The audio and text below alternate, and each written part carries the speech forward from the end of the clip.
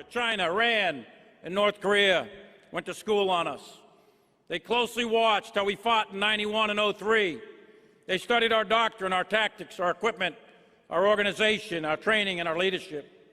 And in turn, they revised their own doctrines, and they are rapidly modernizing the militaries today to avoid our strengths in hopes of defeating us at some point in the future. Recently, a senior Russian official, ambassador to the United Kingdom, Alexander Karamenko, he said, quote, "Russia can now fight a conventional war in Europe and win. Russia is the only country that will remain relevant forever. Any other country is dispensable, and that includes the United States. We are endgame now," end quote. He said that all just 30 days ago. Well, history tells us to be careful. It's always wise to believe foreign leaders' declaratory policy, as most nations tend to telegraph their strategic intentions.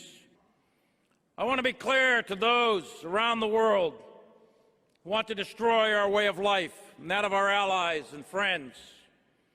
The United States military, despite all our challenges, despite our op-tempo, despite everything we've been doing, will stop you and we will beat you harder than you've ever been beaten before. Make no mistake about that. And when the political leadership of the United States decides to deploy its army, and when we show up on your turf, then you know the game's for real, and the stakes are for keeps.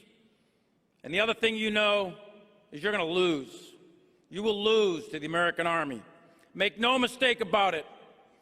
We can now, and we will remain in the future, retain the capability to rapidly deploy, and we will destroy any enemy, anywhere, anytime. So I stand here today, and I caution the enemies of America who doubt or misread our capability. Many enemies have grossly underestimated the United States and its people in the past. They've underestimated our national resolve. They've underestimated our capability, our skill, and our combat power. And each made a fatal choice, which ended with their enrollment in the dustbin of history.